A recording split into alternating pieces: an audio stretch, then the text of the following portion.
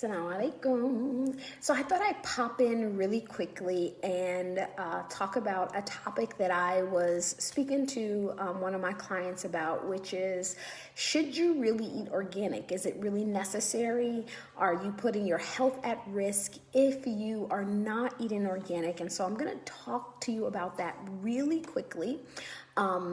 And give you some resources that you can use in determining this. So first of all, let's talk a little bit about what is organic and whether or not it's really necessary. So the first thing is, organic itself has, let me precursor this with, I live in the United States of America, so organic here, and I'm going to be talking about it in respect to our system here in the United States.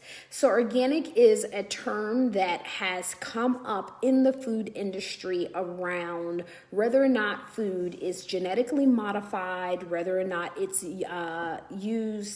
it's grown with pesticides. And so today I want to specifically talk about eating things that has pesticides and herbicides, which are a very common part of agriculture here in the United States, right? Because the goal of farmers is to make sure they get as many fruits and vegetables from the field to the grocery store to the grocery store shelves so that they can make more money farming, which is already a very hard life. But here's the thing about pesticides on foods is, oftentimes when farmers use pesticides in order to protect the crops from obviously pests, insects, things that will destroy the crops, even despite it being washed and packaged,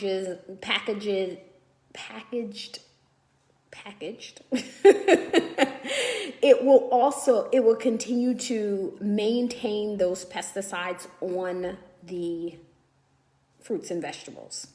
Now, I'm a mom of 4 children. Thank goodness they're all grown and most have moved out of my house.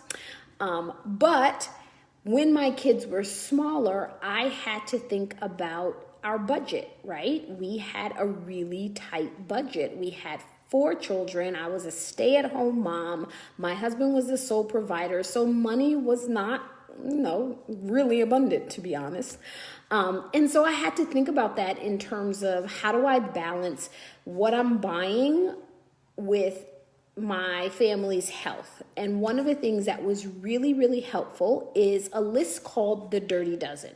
So if you are not familiar with it, it is created by an organization called the Environmental Working Group. And what the Environmental Working Group does that's really helpful is they actually take fruits and vegetables, they go get it off of the store, and they prepare it in the way that the average person prepares their meal. And they test it once it reaches the plate, what percentage of the pesticides that fruit or vegetable was grown with actually is maintained on the plate. So, for example, they will go and get some spinach, steam it down, put it on a plate, and then test the food on the plate to see if there is a lot of pesticides. This list was really helpful for me because it helped me find a balance between eating healthy foods and my budget. Because we know here in the United States, organic food is 2, sometimes 3 times as expensive as the non-organic version of it. And what the Environmental Working Group does is every year they release a list of the Dirty Dozen. So the Dirty Dozen is 12 foods that rated highest on the pesticide list, which means they kept the most pesticides. And then they have another 12 foods that kept none or the least amount of pesticides on the food once it was actually on the plate, right? And so one of the things that I used to do as a mom of a family of 6 is, watching my budget, is I would make sure that if I brought foods from the top list, I would make sure that I would buy them organic. But I would save a little money by buying things that has none to the least amount of pesticides remaining on it from the bottom list, right? So I'll give you an example. Spinach makes the list every single year that I can remember. So my advice to you is never, ever eat spinach that's not organic. Because it always makes number 1, 2, or 3 of the list. I'm sitting here looking at the 2020 list, and lo and behold, again this year, spinach is number 2 on the produce that actually is a part of the Dirty Dozen. Meaning this is the foods that maintain the highest amount. One year, the report around spinach was that it maintains about 98% of the pesticides that it's grown with on your plate. Now, this opposed to, for example, broccoli never makes this list. When they test broccoli, it actually maintains 0 up to sometimes 2% in some cases. So it's 0 to 2% of any pesticides that it was used to grow once it gets on your plate. So when I went shopping for my family, I would make sure that I brought organic spinach, but I would buy regular broccoli if I went to the grocery store, right? Same thing when I went to a local farming market. If the farming market itself did not specify that it was a pesticide-free farm, it was an organic farm, then I would make sure that I followed the same rules. So it's a very easy list to find. It is called, just Google, once I log off, I'll put it in the comments. It's called the Dirty Dozen Environmental Working Group. So their website is ewg.org, right? ewg.org. You can go to their website. They have lots of information about a lot of different things. But if you go to their website and you look for their list of Dirty Dozen foods, I'm looking at it right now. And number 1 is strawberries. Number 2 is spinach. Number 3 is kale. Number 4 is nectarine. 5 is apples. 6 is grapes.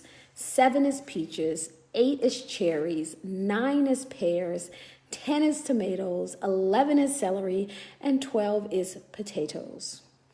Those are all the things that you should really make effort to buy organically because they maintain a lot of the pesticides. Now, we're talking about what happens after the plant is growing in the ground. Now, genetically modified versus genetically engineered is an entire different topic that I think I have to take a whole separate live, but I'm going to talk about that as well this week. So, but when it comes to organic, we're talking about fruits and vegetables that are grown with pesticides versus without pesticides, okay? So that's a resource that I think that is really, really important. It's okay to eat all of these things, Nadira. You just got to try to buy them organically, right? But then you save money on the other end by buying the other things that are that you don't need to buy organically. They also have an app. So once you go to their website, you'll see a link at the bottom of the website about an app. So if you forget these things and you're in the store, you can literally just open up the app on your phone to make sure. They are called the Environmental Working Group. The website is ewg.org. ewg.org. All right, and there's lots of great resources about how to avoid chemicals inside of your food, inside of your household products, inside of your skincare products, a lot of information. I think that this is particularly important for us here in the United States because we have actually a lot of chemicals and additives that not even Europe will allow, but the United States have allowed to be inside of our food system. I was actually really surprised. This is a side note, but y'all know sometimes I go off on a tangent.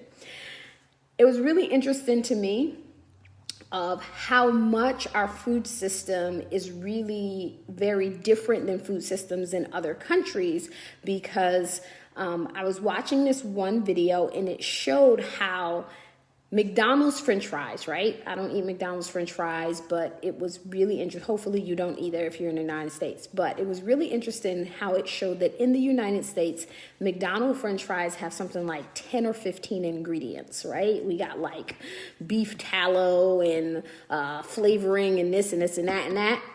But the French fries in Europe had like 3 ingredients. Like, it's insane. So we have to definitely be a little bit more conscious of how we're eating here in the United States. All right. So that's my little tip for you today. Is eating organic important? I believe that it is absolutely a better form of eating, but I would rather you eat non-organic food than not to eat the vegetables at all. So let me make that clear. I think that there's levels to this, right? Sort of kind of like there's levels to that water thing. People want to be like, oh, I don't drink tap water. If you're not going to drink water, drink the tap water. If kale is something that you really should be eating, it's better for you to eat the kale. The good or the benefits of even the non-organic foods outweighs the potential risk. So eat more vegetables. That is the most important thing. And if you can afford to eat them organic, that's even better. All right, talk to you soon. Assalamu alaikum.